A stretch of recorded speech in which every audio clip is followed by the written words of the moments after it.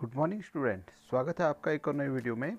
और आज हम पढ़ने वाले हैं कक्षा 12 में हिंदी विषय के अंतर्गत जो आपकी अनिवार्य संस्कृत वाली किताब है, उसमें जो आपके संस्कृत के पाठ हैं, संस्कृत प्रबोधिनी वाली जो किताब है उसमें जो संस्कृत के पाठ हैं, उन पाठों के प्रश्न उत्तरों के बारे में। जैसा मैंने अपनी पुरानी वीडियोज़ में बताया था कि उन वीडियोज़ में हम उस पाठ के अर्थ को जानेंगे, समझेंगे, और आने वाली वीडियोस में हम उन पाठों से संबंधित प्रश्न उत्तरों को भी हल करेंगे। देखिए, आपकी जो परीक्षा होती है उस परीक्षा में 2-2 नंबर के 5 प्रश्न आपको करने होते हैं। आपकी परीक्षा में प्रश्न तो 8 आते हैं, उन 8 में से किन्हीं 5 प्रश्नों को आपको हल करना होता है। तो इस प्रकार से कुल 10 नंबर का आपका प्रश्न उत्तर उन पाठों से आते हैं। तो उसी क्रम में आज हम आपके जो संस्कृत के पाठ हैं, अनिवार्य संस्कृत प्रबोधिनी वाली जो किताब है, उसमें उन पाठों के प्रश्न उत्तरों को हल करेंगे जिनसे आप अपनी परीक्षा की तैयारी अच्छे से कर सकें। चलिए आगे बढ़ते हैं, लेकिन उससे पहले मैं आप लोगों से चाहूँगा कि हमारे साथ जुड़ने के लिए इस चैनल को आप सब्सक्राइब कर लीजिए, साथ ही साथ इस बेल आइकन को भी प्रेस कर लीजिए ताकि किसी भी वीडियो की नोटिफिकेशन सबसे पहले आपको मिल सके। और इसके अलावा इन वीडियोज़ को लाइक और शेयर करना बिल्कुल भी मत भूलिएगा। तो चलिए आगे बढ़ते हैं और जानते हैं पाठों के प्रश्न उत्तरों के बारे में। तो चलिए शुरू करते हैं संस्कृत पाठों के प्रश्न उत्तरों को। जैसा कि आप अपनी स्क्रीन पर देख रहे हैं, यहाँ पर आपको एक प्रश्न दे रखा है जिसमें ऐसा लिखा हुआ है कि इन प्रश्नों में से किन्हीं 5 प्रश्नों के उत्तर आपने देने हैं। अलग अलग पाठों के प्रश्न उत्तर पूछे जाते हैं। दो नंबर के जो प्रश्न हैं, कुल मिला के 10 अंक के प्रश्न आपकी परीक्षाओं में ज़रूर आएंगे। अब प्रश्नोत्तर बनाने से पहले एक बात और बता देता हूँ। देखिए, मैंने आपको पुरानी वीडियोस में बताया था कि किसी भी पाठ को जब तक आप समझेंगे नहीं तब तक उससे संबंधित ना पैराग्राफ आप हल कर पाएंगे, ना ही प्रश्नोत्तर हल कर पाएंगे। इसलिए बहुत आवश्यक है कि पुराने जो हमारे वीडियोज़ हैं, उन वीडियोज़ में ये जो पाठ हमने पढ़ाए हैं, इन पाठों को आप दोबारा से देखिए, उसके अनुवाद को समझिए, उस पाठ के अंदर बताई गई बातों को समझिए, घटनाओं को समझिए, तब आपको पाठ समझ में आने लगेगा। और पाठ समझ में आ जाएगा तो फिर प्रश्न उत्तर बनाना कोई कठिन कार्य नहीं है। तो इसलिए अगर आपको इस पाठ के बारे में दोबारा से पढ़ना है तो दोबारा से उन वीडियोज़ में जाकर इस पहले पाठ को पढ़िए। पाठ को पढ़ने के बाद इस प्रश्न उत्तर को बनाइएगा, आपको बहुत आसानी रहेगी। चलिए शुरू करते हैं। तो पहला प्रश्न है, यदा कदा गगने के वृथा गर्जन्ति। अब इसका हिंदी में अर्थ जानना जरूरी है। देखिए, हिंदी में अर्थ है कि यदा कदा, कभी कभी, जब कभी, गगने आसमान में, के वृथा गर्जन्ति, कौन व्यर्थ गरजते हैं। अब आप नीति सर्वम वाले अगर अपने पाठ में देखेंगे तो उसमें आपको मिल जाएगा लास्ट वाला, रे रे चातक सावधान मनसा हे मित्रम क्षणम श्रूयताम वाला जो श्लोक है, उसमें इसका उत्तर मिलेगा। और उत्तर क्या है, यदा कदा गगने बहुवो अम्बोदा वृथा गर्जन्ति। बहुवो मतलब बहुत सारे, अम्बोदा मतलब बादल व्यर्थ में गरजते हैं। कभी कभी आसमान में बहुवो अम्बोदा, बहुत से बादल, वृथा गर्जन्ति मतलब व्यर्थ में गरजते हैं।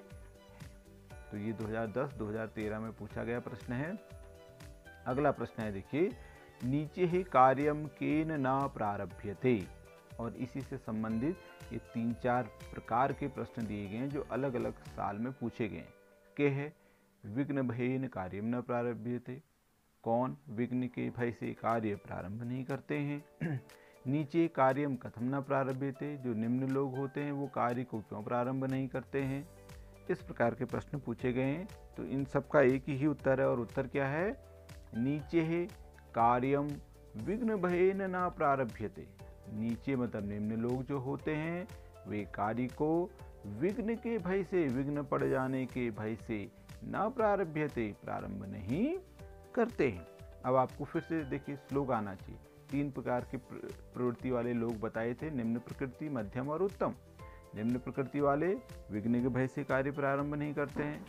मध्यम प्रकृति के जो लोग होते हैं वो कार्य को प्रारंभ तो करते हैं लेकिन विघ्न पड़ जाने पर बीच में रोक देते हैं। और जो उत्तम प्रकृति के लोग होते हैं वो विघ्न बार बार पड़ने पर भी प्रारंभ किए हुए कार्य को नहीं रोकते हैं। तो उसी श्लोक का ये प्रश्न है। प्रश्न का उत्तर है, निम्न लोग, जो निम्न प्रकृति के लोग होते हैं वे कार्य को विघ्न के भय से प्रारंभ नहीं करते। अब देखिए बहुत महत्वपूर्ण प्रश्न आ रहा है, बहवो अम्बोदा कुत्र वसंती। बहुत से जो बादल होते हैं, अम्बोदा मतलब बादल, कुत्र मतलब कहाँ, वसंती मतलब निवास करते। और इसका उत्तर बहुत सरल है, देखो बहवो अम्बोदा, ये तो प्रश्न में भी लिखा हुआ है। कुत्र की जगह पर एक ही शब्द आ रहा है, वो है गगने, मतलब आसमान में। वसंती मतलब निवास करते। बहुत से बादल आसमान में निवास करते। एक बात और जरूर आप देखेंगे, देखिए प्रश्न में और उत्तर में बहुत ज़्यादा अंतर नहीं है। जहाँ पर प्रश्नवाचक बात पूछी गई है वहाँ पर मात्र एक आध शब्द आपको लिखना है। जैसे नीचे कार्यम केन न प्रारभ्यते पूछ रहा है तो विघ्न भय न आ रहा है, बस बाकी पूरा का पूरा प्रश्न वही है। इसी प्रकार से बहवो अम्बोदा कुत्र वसंती आ रहा है, कुत्र की जगह पर गगने लिख दिया, उत्तर बन गया। तो इस प्रकार से आप इनको तैयार कर सकते हैं। चलिए आगे बढ़ते हैं। अगला है देखिए, युद्धि विक्रमः केशाम ही प्रकृति सिद्धम वैशिष्ट्यम अस्ति। अब इसका हिंदी अर्थ क्या होगा? युद्धि विक्रमः मतलब युद्ध में पराक्रम, केशाम मतलब किसका, प्रकृति सिद्धम वैशिष्ट्यम प्रकृति के द्वारा प्रदान किया हुआ विशेषता होती है। किसकी विशेषता होती है, ऐसा प्रश्न में पूछा गया है। उत्तर क्या है? तो इसका उत्तर है युद्ध विक्रमः महात्मनाम ही प्रकृति सिद्धम वैशिष्ट्यम अस्ति।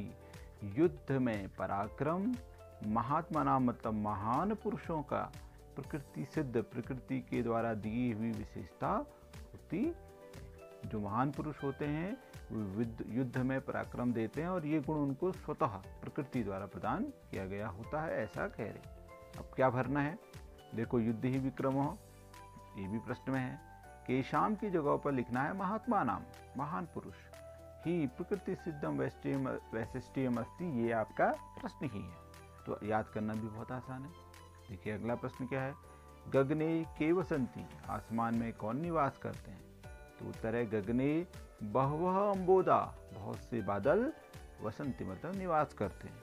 ये अंतिम श्लोक से पूछा गया है। देखो अब पहला श्लोक का प्रश्न देखो, हे जीवे कटुक स्नेहे मधुरम किम न भाससे वाला जो श्लोक है।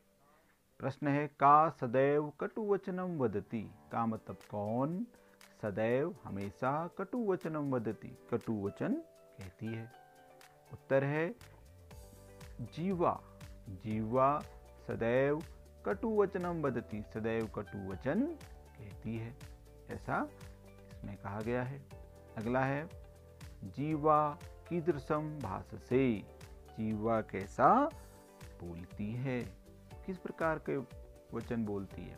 तो उत्तर में है जीवा कटुवचनम भाससे, कटुवचन बोलती है।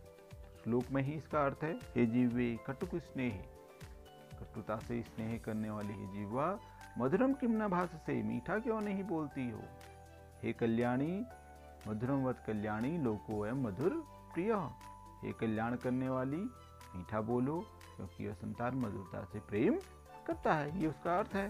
तो उसी से निकल जा रहा है कि जीवा कीदृशम भाससे, जीवा कटुवचनम भाससे। और अगला प्रश्न है विपत्ति किम भवेत्, विपत्ति में क्या होना चाहिए? तो विपत्ति धैर्यम भवेत्, विपत्ति में धैर्य धारण करना चाहिए, ऐसा ये प्रश्न का अर्थ बनता है। तो इस प्रकार से कुछ महत्वपूर्ण हैं।